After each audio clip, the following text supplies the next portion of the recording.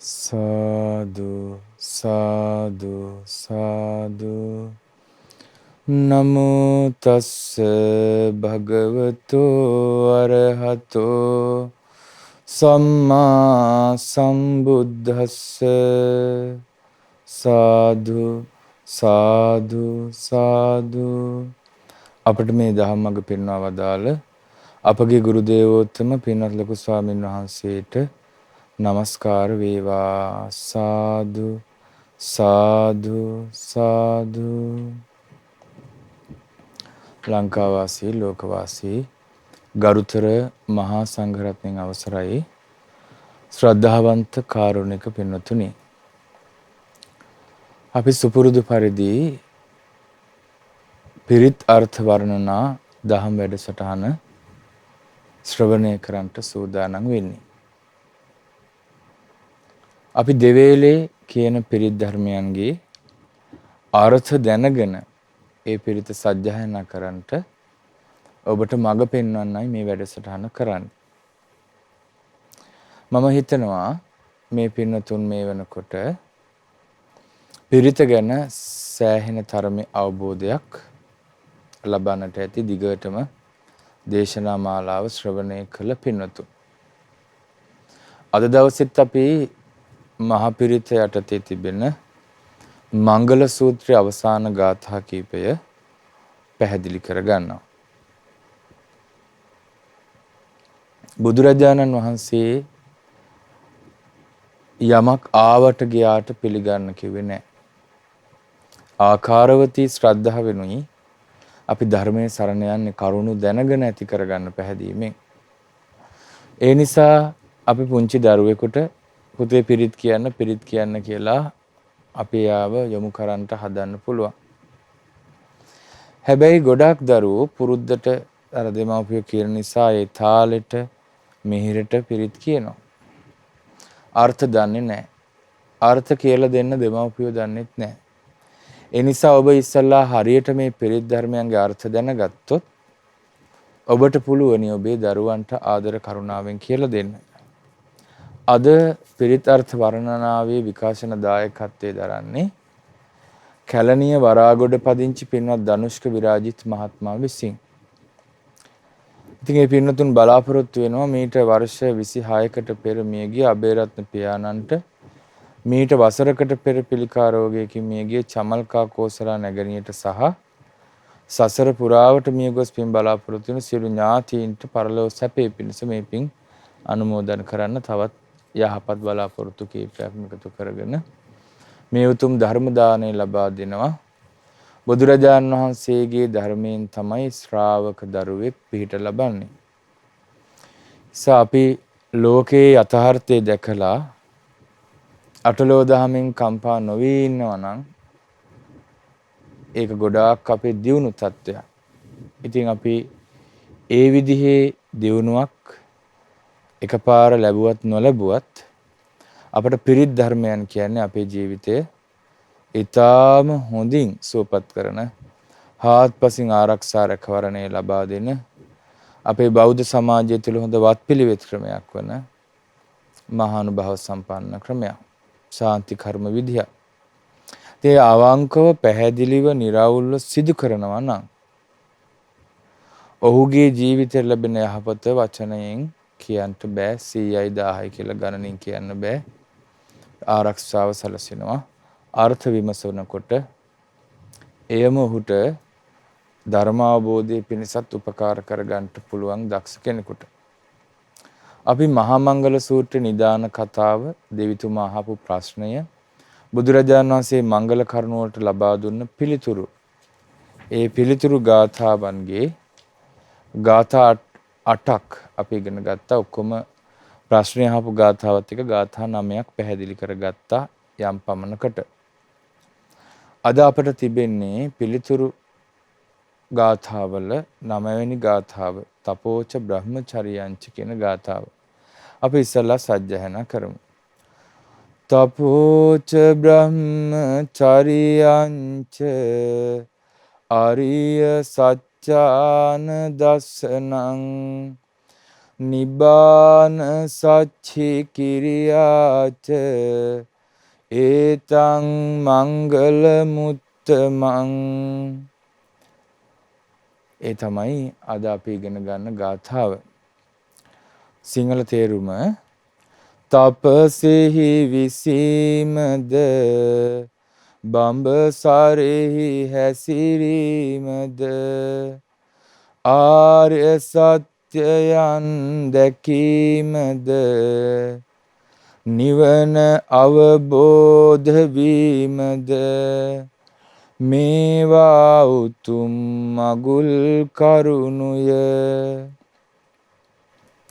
තපෝච බ්‍රහ්මචරියංච අරිය සච්ඡාන දස්සනං නිබ්බාන සච්චි කිරියාච ඒතං මංගල මුත්තම. එතන මංගල කරුණු 4ක් තිබෙනවා.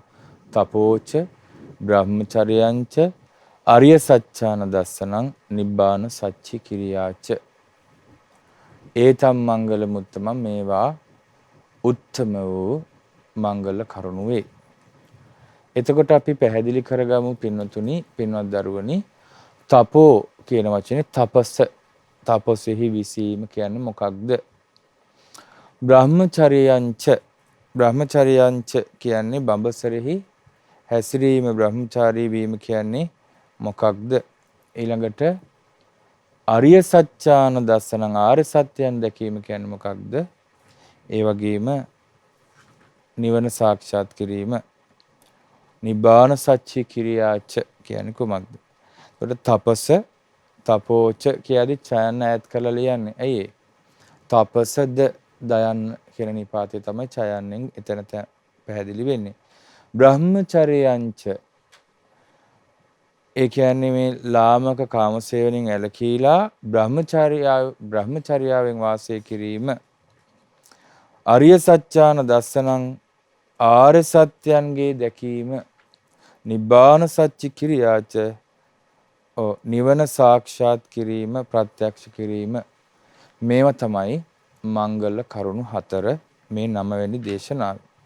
තපස කියන එක අපි සරලව පැහැදිලි කරගත්තොත් තපෝ කියන්නේ තවනවා වගේ අදහසක්. පාපකේ ධම්මේ තපතිති තපෝ. පව් ධර්මයන් තවන්නේය කියන අදහසින් තපස කියලා කියනවා. තපස කියලා කියද්දී ඔහුගේ ජීවිතය තුළ කෙලෙස් කම්පා කරන හොඳ පැවැත්මකට තමයි තපසක් කියන තපස් රකින්නවා කියන්නේ ඍෂිවරුනේ. භික්ෂුන් වහන්සේලාට ඒ භාවිතා වුණේ නැහැ. නමුත් වචනේ භාවිතා වුණ නැතුවට යෝග කිරීම, බවුන් වැඩිම, සිත දියුණු කිරීම කියන අදහස් එක්කම තපස ගැලපෙනවා. ආතාපි සම්පජානෝ සතිම, කෙලෙස් සවන වීරියෙන් නුවණින් ওই විදිහට අපිට අර්ථ ගන්නත් අර්ථ ළඟින් යන අර්ථ තියෙනවා. පව් ධර්මයන්ගෙන්, පව් ධර්මයන්, පාපී ධර්මයන් තැවීම තමයි තපස කියලා මූලික අර්ථය ගන්න පුළුවන් වෙන්නේ. මේ තපස විස්තර කරද්දී ඉන්ද්‍රිය සංවරය තමයි විස්තර කරන්නට වෙන්නේ අපිට බොහෝ දුරට. සාමාන්‍යයෙන් හිතට කෙලෙස් වෙනකොට ඒවා මැඩ පවත්වගෙන ඉන්න විවිධ දහම් ක්‍රම භාවිතා කරන රාගය આવත් අසුබේ වඩනවා. ද්වේෂයට ප්‍රහාරයල කරන්නේ මෛත්‍රියෙන්. මේ විදිහට අපි පුරුදු වෙච්ච ක්‍රමයක් තියෙනවා. මේ තපස කියන වචනේ ඉන්ද්‍රිය සංවරයක ගොඩක් සම්බන්ධයි. චක්ඛුනා රූපං දිස්වාන නිමිත්තක් ගාහි හෝති. දවසේ අවසානයේට හන්දෑවට භාවනා කරනකොට හිතේ එකඟ බවක් කැමති වෙනවා නම් යම්කිසි කෙනෙක්, ඔහු කරන්න ඕනේ මෙන්න මේ ඉන්ද්‍රිය සංවරය. ඊළඟට පාරේ තොටේදී, යන ගමනේදී, කාර්යාලයේදී, නවාතැන් ඵලයේදී රාගය උස්සන්න වෙනවා නම්, අකුසල් ඉස්සන්න වෙනවා නම් මෙන්න මේ ඉන්ද්‍රිය සංවරය කළොත් ඔහුට ඒවා හිමීට යටපත් කරගෙන නැති කරගන්න පුළුවන්. මොකද ඉන්ද්‍රිය සංවරය කියලා කියන්නේ චක්ඛුනා රූපං දිස්වා, ඇසින් රූප දැක, ඇසින් රූපයක් දැක න නිමිත්තක් ගාහි හෝති. නිමිත්තක් ගන්නෙ නැහැ. ඒ කියන්නේ අපි රූපයක් දැක්කහම මේක හොඳට බලන් ඉන්නකොට අපිට ඇහැ කන නැහැය ඇඳුම පැළඳුම පිළිබඳව අපි නිමිති ගන්නවා. ඒකට අපිට අමතක නොවේ රූපේ මතක් වෙනවා. සමහරට අවුරුදු 10කින් ආය හම්බුණත් ඔයාව මට දැකලා පුරුදුයි වගේ කියලා අපි මතක් කරගන්නවා. ඒ හේතුව අර ඔහුගේ තියෙන බාහිර පෙනුම අපේ හිතේ තැම්පත් වෙනවා. එතකොට ඉන්ද්‍රිය සංවර කරගන්න කෙනෙකුට මතකයේ තිබ්බට ඒ විදිහ කෙලෙස් නිස්ෘත තැන්පත් වීමක් වෙන්නේ නැහැ. සාමාන්‍යයෙන් ඉන්ද්‍රිය සංවරය අපි පැහැදිලි කරගමු. ඇහින් රූප දැකන නිමිත්තක් ගාහි හොති නිමිති ගන්නෑ. නානුභ්‍යංජනක් ගාහි හෝති අනුව්‍යංජනයක්වත් ගන්නෙ නැහැ. කොඩා කොටසක්වත් මතක තියාගන්නේ නැහැ. යත්වාධිකරණ මේතං චක්ඛුන්ද්‍රියං අසංඋතං විහරන්තං අවිජ්ජා පාපකා ධම්මා අන්වාස වේයු. යම් විදියකට මේ ඇහැ නම් වූ ඉන්ද්‍රිය අසංවර කරගත්තාම ලාමක අකුසල් ඉස්සන්න වෙලා ඔහුගේ හිත යට කරගන්නවා නම් ඇතුලේ අරුබුදයක් හදනවා නම් අධිකරණයක් අරුබුදයක් හදනවා නම් ආන්නේ අරුබුදයක් හැදෙන විදිහට නිමිති ගන්නෑ. චක්ඛුන්ද්‍රියේ සංවරං ආපජ්ජති. එසනම් වූ ඉන්ද්‍රිය සංවරයට පැමිණෙනවා ශ්‍රාවකයා. කනනාසය දිවකය මනසත් එහෙමයි.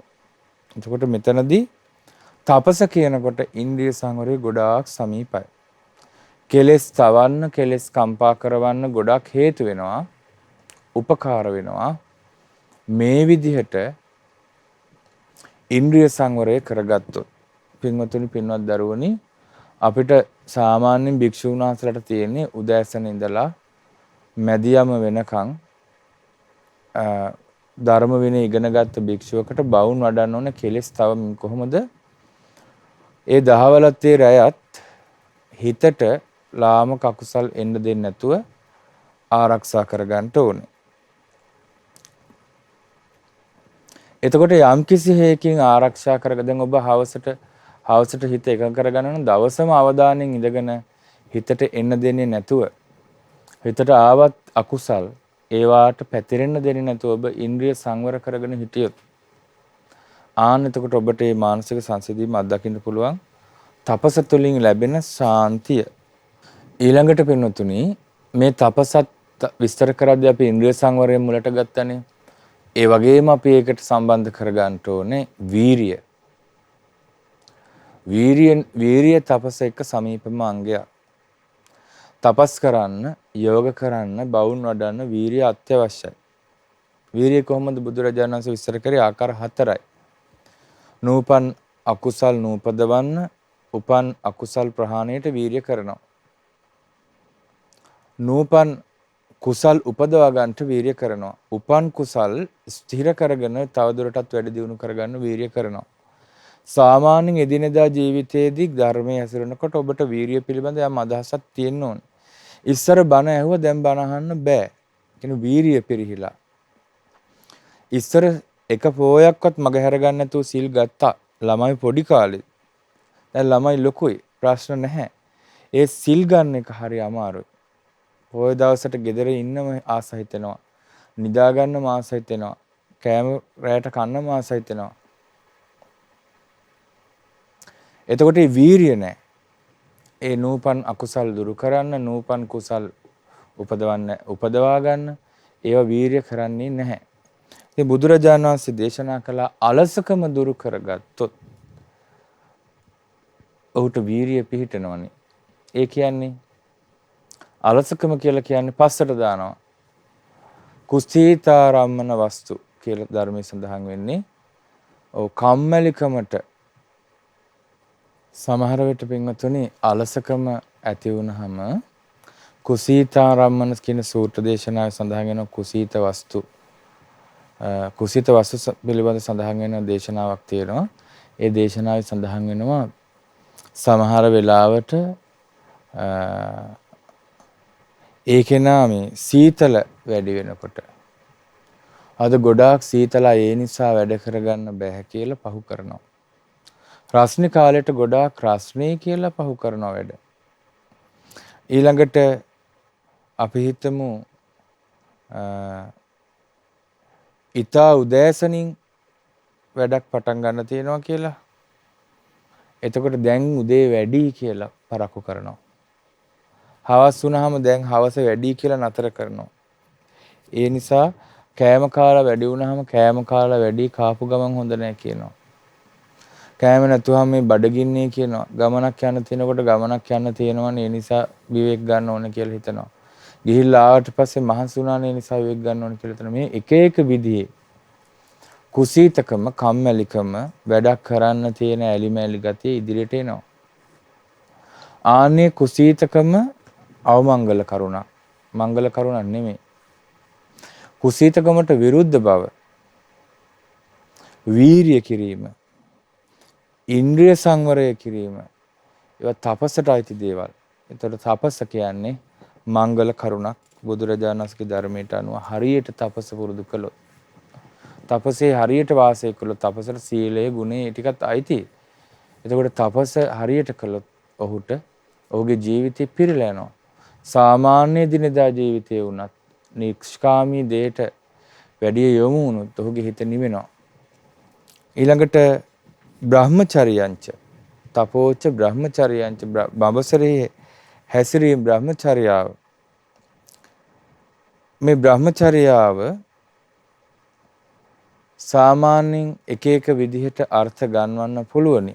මේ දේශනාවට මංගල සූත්‍රයට අනුව හොඳට මහානදම කිරීම, මහානකම හොඳට කිරීම.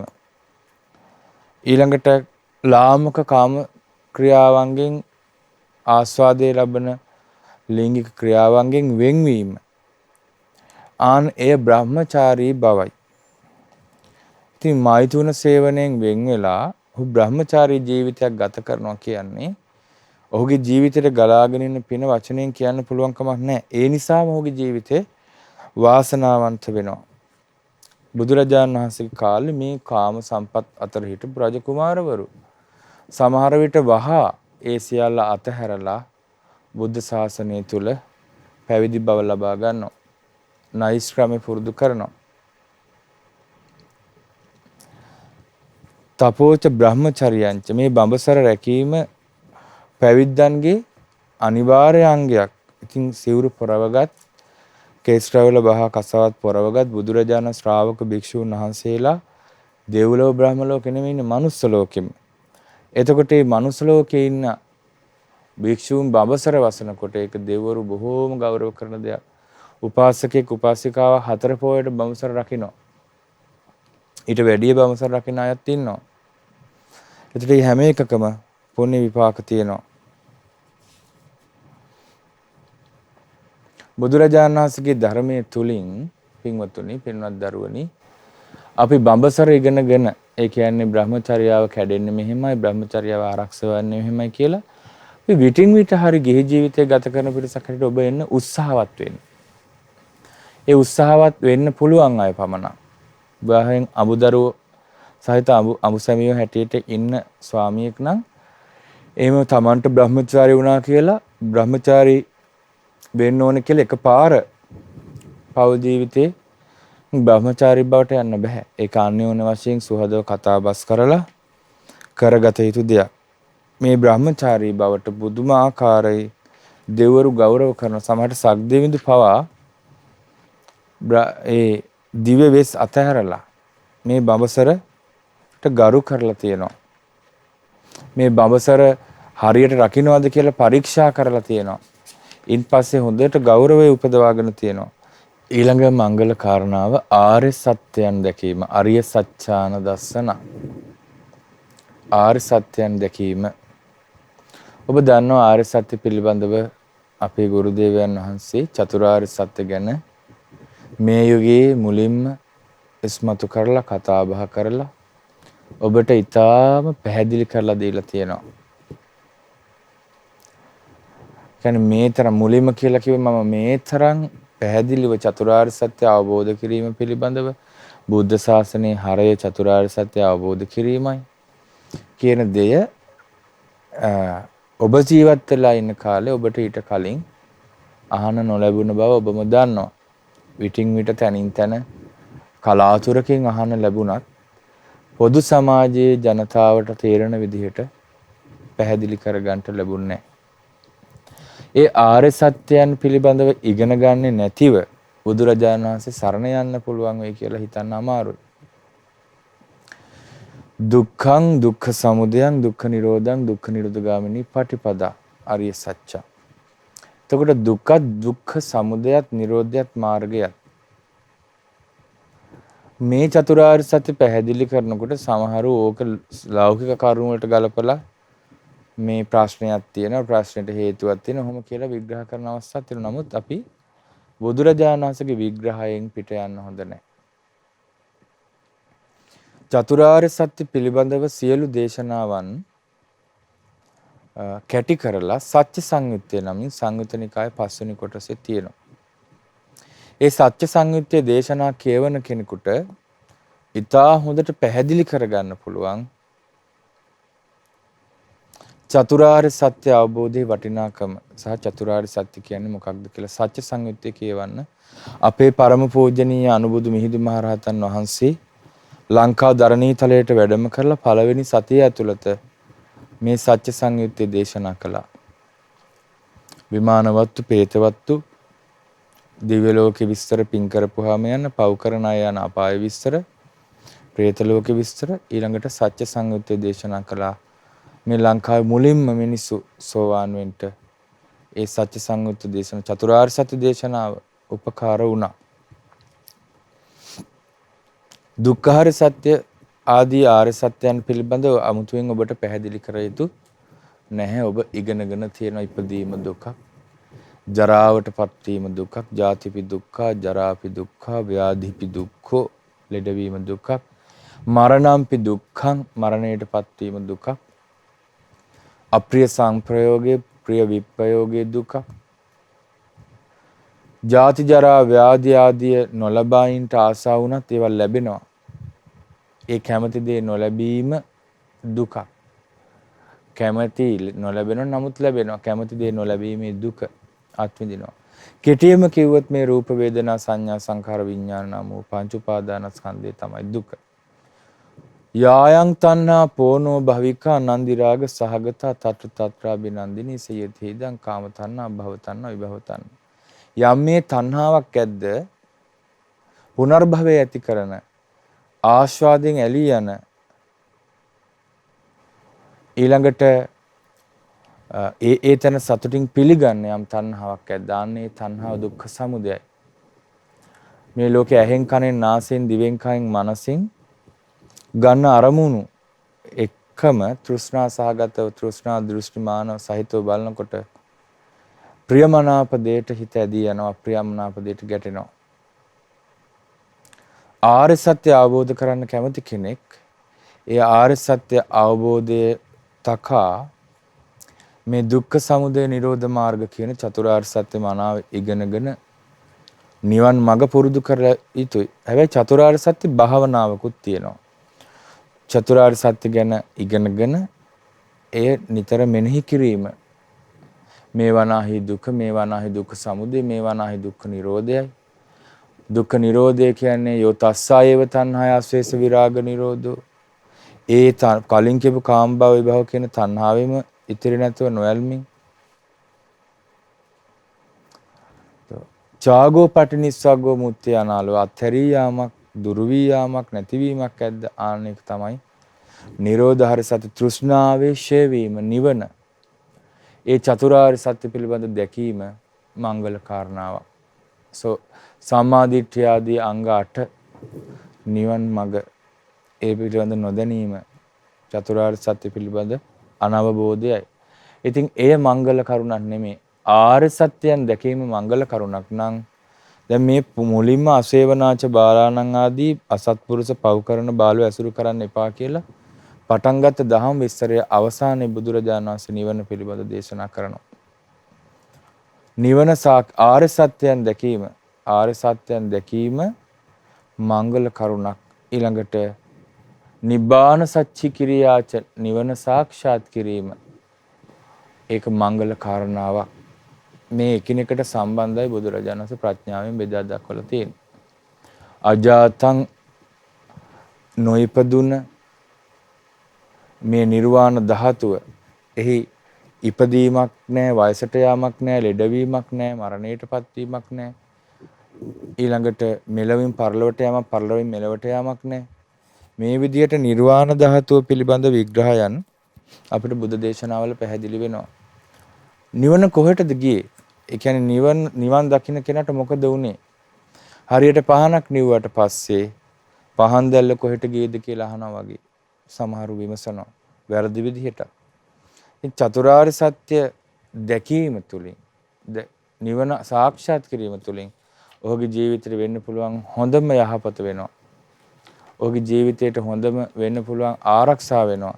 තපෝච බ්‍රහ්මචර්යංච අරිය සත්‍යාන දස්සනං නිබ්බාන සච්චි කිරියා චේතම් මංගල මුත්තම. ඒ බුදුරජාණන් වහන්සේගේ ඉගැන්වීම නිසා අපි චතුරාර්ය සත්‍ය අවබෝධ කරන්න ඕන කියන අදහස අතහැර ගන්නට හොඳ නැහැ. ඒ සඳහා පිළිවෙත් පිරීම ජීවිතේ කියන්ට බැරි තරම් වටින වාසනාවන්ත එකක් බවට පත් වෙනවා. ඉතින් බුදුරජාණන් වහන්සේ මේ නිවන සාක්ෂාත් කිරීම පිළිබඳව පැහැදිලි කරලා තියෙනවා. සරල උදාහරණයක් බුද්ධ දේශනාවේ තියෙන උදාහරණයක් නෙමෙයි. දැන් නිවන පිළිබඳ කොච්චර කිව්වත් සමහරුන්ට නිවන් දකින්නේ කවුද? නිවන් දකින්න වෙලාවේ මොකද වෙන්නේ? ඔය ආදී ප්‍රශ්න ගොඩක් තියෙනවා. ඔන්න එක කාලෙක හිටියා මාළුවෙකු ඉබ්බෙකු යාළු වෙලා. මේ සාමාන්‍ය කතාවක්. එතකොට ඉබ්බා දවස් ගානකින් දැක්කේ නෑ මාළුවා. ඇහුවා කොහෙද ගියේ? මම මේ ගොඩබිම ඇවිදින්න ගියා. කොයි වගේද ගොඩබිම කියලා ඇහුවා. දිය රැලි තියෙනවද? දිය සුලි තියෙනවද කියලා අහනවා. ඊට පස්සේ ඒ ඉදිබුවා මාළුවට විස්තර කළා. නමුත් තේරුන්නේ නැහැ. ඔහු කිව්වා එහෙම එකක් ලෝකේ තියෙන විදිහක් නැහැ. ඇයි ඔහු ඉන්නේ වතුරේ විතරයි. අන්න ඒ වගේ නිවන පිළිබඳව කතා කරන්න සාමාන්‍ය මිනිසෙක් එක්ක, පෘථග්ජන මිනිසෙක් එක්ක, තෙරුවන් සරණ නොගිය මිනිසෙක් එක්ක කතා කරන්න බෑ. නිවන සාක්ෂාත් කිරීම මංගල කාරණාවක්. නිබ්බාන සච්ච කිරියාච ඒතම් මංගල මුත්තම. ඊළඟට අපි 9 වෙනි ගාථාව 10 වෙනි ගාථාව පුට්ඨස්ස ලෝක ධම්මේහි චිත්තං යස්සන කම්පති. පුට්ඨස්ස කියන්නේ ස්පර්ශ කරනවා. මේ යමෙකුගේ සිත පුට්ඨස්ස ලෝක ධම්මෙහි චිත්තං යස්ස චිත්තං යමෙකුගේ සිත ලෝක ධම්මේහි ලෝදහම් කෙරෙහි පුට්ඨස්ස ඒ ලෝක ධර්මයන් විසින් ඔහුව ස්පර්ශ කළාද න කම්පති කම්පා වෙන්නේ නැහැ. කම්පා වෙන්නේ නැහැ. ලාභ අලාභ යසායස නිന്ദා ප්‍රශංසා දුක සැප ලෝකේ හැමෝටම පොදුයි. බුදුරජාණන් වහන්සේටත් ඒ සියල්ල ලැබුණා. නිന്ദා පහස ලැබුණා. ලාභ සත්කාර ලැබුණා.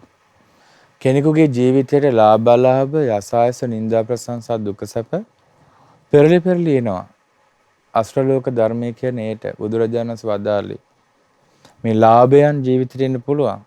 හැබැයි ලාභයට ඔබේ හිත යට කරන්න දෙන්න එපා.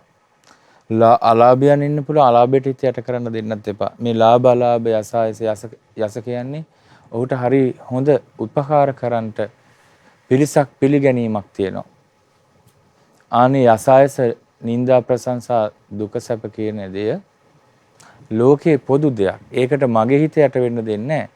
මම ඒව මැඩ පවත්වාගෙන ඉන්නවා කියලායි ආර්ය ශ්‍රාවකයා කල්පනා කරන්නේ. අපි සජ්ජායනා කරමු. පුට්ඨස්ස කියද්දි මා ප්‍රාණ භයන්න. ඊළඟට පුට්ඨස්ස කියද්දි මා ප්‍රාණ ඨයන්න. පුට්ඨස්ස ලෝක ධම්මේහි චිත්තං යස්සන කම්පති අසෝකං විරජං khemං ඒතං මංගල මුත්තමං. අටලෝ දහම එන විට නොසැලේද යමෙකුගේ සිත සෝක නැති කෙලෙසුන් නැති බියක් නැති තැන සිටි විට මේවා උතුම් මගුල් කරුණුය. පුට්ටස්ස ලෝක ධම්මේහි චිත්තං යස්ස න කම්පති. යමෙකුගේ සිත ලාභාලාභාදී ලෝක ධර්ම ස්පර්ශන කල නොසලේද අශෝකං විරජං khේමං. අශෝකං කියන්නේ ශෝක රහිත බව. විරජං කෙලෙස් දුහවිලි නැති බව. khේමං ආරක්ෂා සහිත බව. ඒ ගාථාවෙත් මංගල කරුණු කිහිපයක්ම සඳහන් වෙනවා. ලාභාලාභාදී අෂ්ටලෝක ධර්මයට කම්පා නොවීම, ශෝක නැති හිත් ඇති බව, රාගාදී අකුසලයන්ගෙන් දුහවිලි කෙලෙස් දුහවිලි වලින් යටපත් වෙච්ච නැති බව, ඊළඟට බය රහිතව ക്ഷേමස්ථානයට පත්ව සිටින බව. මෙහි මංගල කරුණු හතරක් සඳහන් වෙනවා. ඒ හතර මොකද්ද? ලාභාලාභ සැප දුක ආදී අටලෝ දහමට කම්පා නොවීම, ඊළඟට ශෝක නොකිරීම, රාගාදී දුහවිලි කෙලෙස් දුහවිලි වලින් තොරවීම, ඊළඟට khේමං ආරක්ෂා සහිත වීම. මෙන්න මේ කියන දේ මංගල කරුණු හතර ජීවිතයට තියෙනකොට ඔහුගේ ජීවිතයට ආලෝකයක් උදා වෙනවා. මේ නිර්වාණය සාක්ෂාත් කිරීම දක්වා ශ්‍රාවකේ පුරුදු කරන ඕන වැඩපිළිවෙල. ඒකයි මම කලිනුත් කිව්වේ මංගල සූත්‍රය පිරිත් දේශනාවකටත් වැඩිය ජීවන ප්‍රතිපදාව ගැන උගන්වන දේශනාවක්. අවාසනාවකට ඒ මංගල සූත්‍රයේ අර්ථ ගොඩාක් අයට තේරෙන්නේ නැහැ.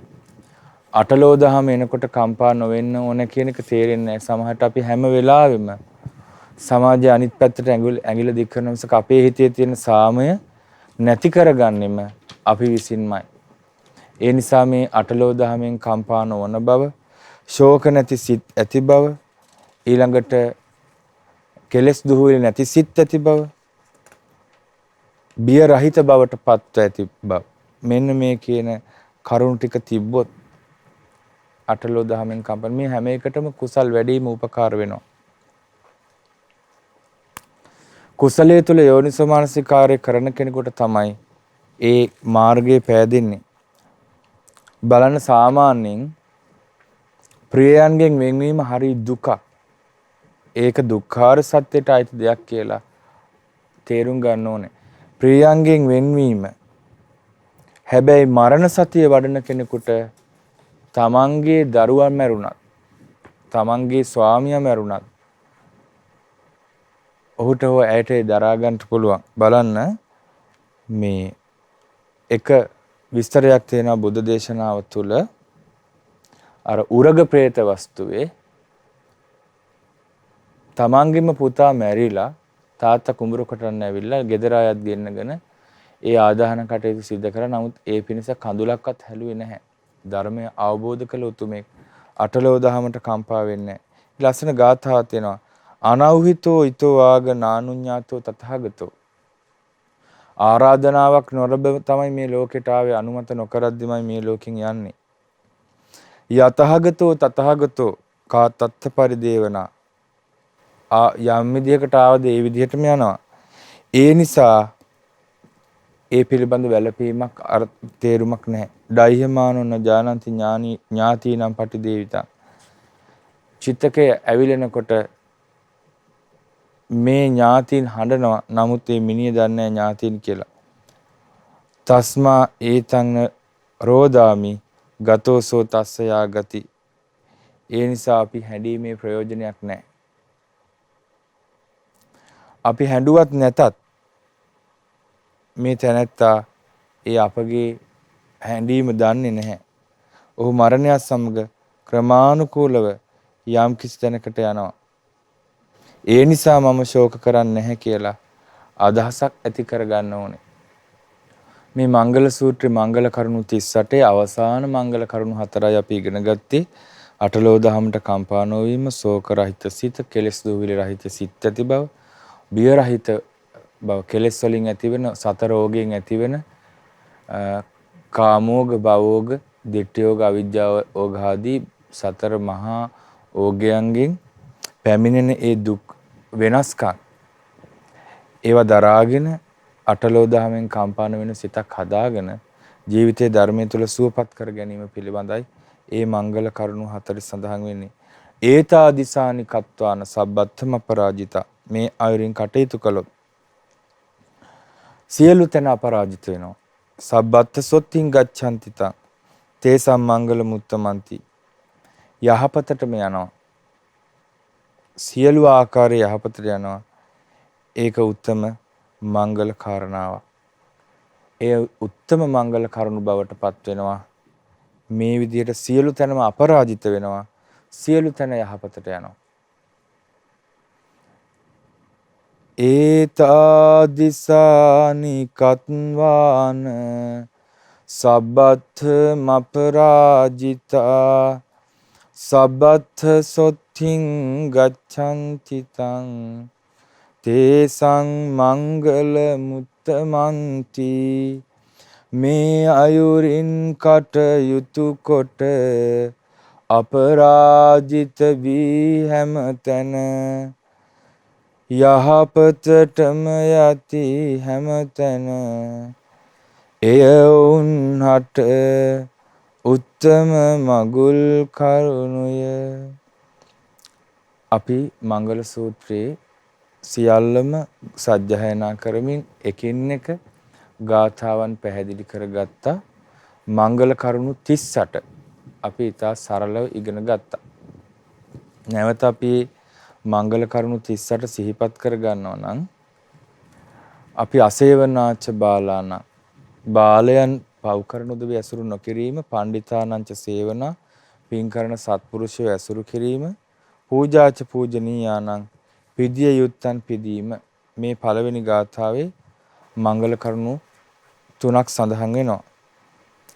ඊළඟට පතිරූපදේශ වාසය පිළිබඳව බුද්ධ දේශනාවේ සඳහන් වෙනවා. දෙවෙනි ගාථාවෙත් මංගල කරුණු 3ක් ඇතුළත් වෙනවා. පතිරූපදේශ වාසෝච පුබ්බේච කත පුඤ්ඤතා. සුදුසු ප්‍රදේශයක වාසය කිරීම, පෙර කළ පින් ඇති බව, අත සම්මා පනිදිච්ච තමාව යහපතේ පිහිටුවා ගැනීම.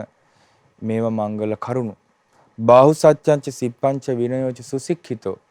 බොහෝ අසූ පිරූ තැන් ඇති බව, ශිල්පීය දැනුම ඇති බව, මනාකොට හික්මුණු විනයක් ඇති බව. සුභාසිතාච යාවාච යම් වචනයක් තියනවාද සුභාසිත වූ ආනේව පුරුදු කිරීම මංගල කරුණු. බාහු සත්‍යංච සිප්පංච විනයෝච සුසික්ඛිතෝ සුභාසිතාච යාවාච ඒතම් මංගල මුත්තම. මාතා පිතු උපට්ඨානම් පුත දාරා සංඝව. අම්මට තාත්තට සැලකීම, අඹුවන්ට දරුවන්ට සැලකීම, අනාකුලාච කම්මන්ත ආකුල් නො වූ රැකිරක්ෂාදී සිදු කිරීම මංගල කරුණු. දානංච ධම්මචර්යාච ඥාතකානංච සංඝව. දන් දීම, ධර්ම හැසිරීම, න්‍යායයන්ට සංග්‍රහ කිරීම, අනවජ්ජානි කම්මානි නිවැරදි කර්මාන්ත කිරීම, කය වචන හිත මුල් කරගෙන මංගල කරුණු. ආරති විරති පාපා පාපයෙන් වැළකීලා ඈත් වෙනවා. සන්තුට්ඨීච කතඤ්ඤුත ලද දෙයින් සතුට වෙනවා. කෙලෙහි ගුණ දන්නවා. කාලේන ධම්ම සාකච්ඡා කාලේන ධම්ම ශ්‍රවණං ඒතම් මංගල මුත්තමං. සුදුසු කාලේ ධර්මයේ ශ්‍රවණය කරනවා. කන්තිච සෝවචසතා සමනානංච දසරං. ඉවසීම, කීකරු බව, ශ්‍රමණවරුන්ගේ බැහැදකීම, කාලේන ධම්ම සාකච්ඡා ඒතම් මංගල මුත්තමං. සුදුසු කාලේ ධර්මයේ සාකච්ඡා කිරීම මංගල කරුණා. තපෝච බ්‍රහ්මචර්යංච ආර්ය සත්‍යාන දස්සනං නිබ්බාන සච්ච කිරියාච ඒතම් මංගල මුත්තමං. මේ කෙලෙස් සවන තපසත්, බ්‍රහ්මචර්යාවත්, ආර්ය සත්‍යයන් දැකීමත්, නිවන සාක්ෂාත් කිරීමත් මංගල කරුණු. පුට්ටස්ස ලෝක ධම්මේහි චිත්තං යස්සන කම්පති. අටලෝ දහම එනකොට ඔහුගේ හිත කම්පා වෙන්නේ නැහැ. ආනේ කම්පාන වෙන සිත අශෝකං විරජං khේමං ශෝක රහිත බව, කෙලෙස් දුහුලි රහිත බව, ආරක්ෂා සහිත බව තියෙනවා නම් අනේ ඔක්කොම මංගල කරුණු 38යි ඒ ගාථා වල ඇතුළත් වෙන්නේ. මේ විදිහට ජීවත් වුණොත් ඔහුගේ ජීවිතේ හිස් එකක් වෙන්නේ නැහැ කියලායි බුදුරජාණන් වහන්සේ දේශනා කළේ. හේතුව තමයි සියලු යහපත ආරක්ෂාව හදලා දෙන්න මේ මංගල ධර්මයන්ට පුළුවන් කෝටි ගාණක් දිව්‍ය බ්‍රහ්මියෝ මේ මංගල සූත්‍රය අහන්න පැමිණියා. ඉතින් අපි අදිෂ්ඨාන කරගමු අපේ ජීවිතය තුළ මංගල සම්මත අවස්ථාවලදී කරන අපේ බුද්ධ දේශනාවට එකඟ නොවෙන, සාම්ප්‍රදායිකව පැවතගෙන එන උනත් ආන්නේ වැරදිකම අත්හැරලා හරියට ජීවිතයට මංගල්‍ය ඇති කරගන්න උදේ හවස වන්දනා කරලා පිරිත් කියලා ධර්ම ඉගෙනගෙන සිල් සමාදන් වෙලා අලුත් වැඩක් පටන් ගත්තොත් එතකොට එය තෙරුවනේ අනන්ත ආශිර්වාදයෙන් ලැබෙන පින්කමක් හැටියට තේරුම් ගන්න පුළුවන්. ඉතින් අපිත් හැමදෙනාම අදිෂ්ඨාන කරගමු පින්වත්නි. අද පිරිත් අර්ථ වර්ණාව තුළින් මංගල සූත්‍ර කරුණු කිහිපයක් ඉගෙන ගත්තා. මේ මංගල කරුණු 38ම අපේ ජීවිතය තුළ උපදවා ගන්න වාසනාව ලැබේවා. සාදු සාදු සාදු. පුණ්‍යානුමෝදනාව සිදු කරමු. අද පිරිත් අර්ථ වර්ණාව සඳහා දායකත්ව එකතු කරන්නේ කැලණිය වරාගොඩ පදිංචි පින්වත් ධනුෂ්ක විරාජිත් මහත්මයා විසින් රැස් කරගත්තා වූ සියලු ධර්ම දානමය පින සියලු දෙවියෝ අනුමෝදන්ව සැපයටපත් වෙත්වා. කල්යාණ මිත්‍ර පින්වත් ලොකු ස්වාමීන් වහන්සේට මේ සියලු පින් අනුමෝදන්ව නිදුක් නිරෝගී සුවපත් භාවය දීර්ඝායු සම්පත් සැලසේවා. මීට වසර 26කට පෙර මියගිය අබේරත්න පියාණන්ට මීට වසරකට පෙර පිළිකා රෝගික මියගිය චමල්කා කෝසලා නැගණීට සහ සසර පුරාවට මිය පරලෝක පින් බලාපොරොත්තු වෙන සියලු ඥාතීන්ට පරලොව වශයෙන් මේ පින් අනුමෝදන්ව ඒ හැමගේ පරලොව ජීවිත සුවපත් වෙත්වා සපවත් වෙත්වා. දායකත්වයේ දරු හැමදෙනා නමින් මිය ගොස් පින් බලාපොරොත්තු වෙන සියලු ඥාතීන්ට මේ පින් අනුමෝදන් වෙත්වා. පින්වත් පින්නපල ගුරු පියාණන් ඇතුළු සියලු කල්යාණ මිත්‍රයන්ට නිදුක් නිරෝගී සුවපත් භාවයේ දීර්ඝාස ලැබීම පිණිස මේ පින හේතු වේවා. මාර්තු මාස 4 වෙනි දිනට 80 වෙනි ජන්මදිනයේ දින මියුරින් නොවන ආච්චිට නිදුක් නිරෝගී සුවපත් භාවයේ පිණිස මේ පින් අනුමෝදන් වේවා. සුජීවත සිටින රංජනී සහ රූපවති යන මෑණිවරුන්ටත් ප්‍රේමරත්න පියාණන්ට සහ පවුලේ සියලු දූ දරුවන්ටත් මේ පින් අනුමෝදන්ව නිදුක් නිරෝගී සුවපත් භාවයේ දීර්ඝායු සම්පත් සැලසේවා. ඒ වගේම දරු සම්පතක් කුසදරා සිටින භද්‍රජී සසංකා මහත්මියට මේ පින් අනුමෝදන්ව නිදුක් නිරෝගී සුවපත් භාවයේ දීර්ඝායුෂ සැලසේවා. දායකත්වයේ දරුවෝ හැමටත් ඒ පවුල්වල සියලු දෙනාටත් උදව් උපකාර කළ සියලු දෙනාටත් මේ උතුම් ධර්ම දානමේ පින චතුරාර්ය සත්‍ය අවබෝධයටම උපකාර වෙත්වා. සියලු ගරුතර මහා සංඝරත්නයට ගෞතම බුදු සසුනේ පිළිවෙත් පුරන සියලු සංඝයාට ඒ වගේම අද ශ්‍රද්ධා ධර්ම දානය ලබා දීම පිණිස ඒ තාක්ෂණික සහාය ලබා දෙන ශ්‍රද්ධා කාර්ය මණ්ඩලයේ සියලු දෙනාට ශ්‍රද්ධා ධර්ම දාන සමාජිකාවන්ට මේ සියලු පින් අනුමෝදන් වේවා. තෙරුවන් සරණ මේ පින් බලයෙන් නිදුක් නිරෝගී සුවපත් භාවයේ දීර්ඝායුෂ සැලසේවා. උතුම් චතුරාර්ය සත්‍ය ධර්මයේ සුවසේ අවබෝධ කරගන්න සියලු දෙනාට වාසනාව ලැබේවා. සාදු සාදු සාදු. සබ්බේ බුද්ධා බලප්පත්තා පච්චේ කානංචයම් බලං අරහන්තානංච තේජේන රක්ඛං වන්දාමි සබ්බසෝ. සාදු සාදු සාදු. උතුම් සම්බුදු බලයෙන් පසේ බුදු ගුණ බලයෙන් රහතුන්ගේද තේජසින් සියලු රැකවරණ වේවා. සාදු සාදු.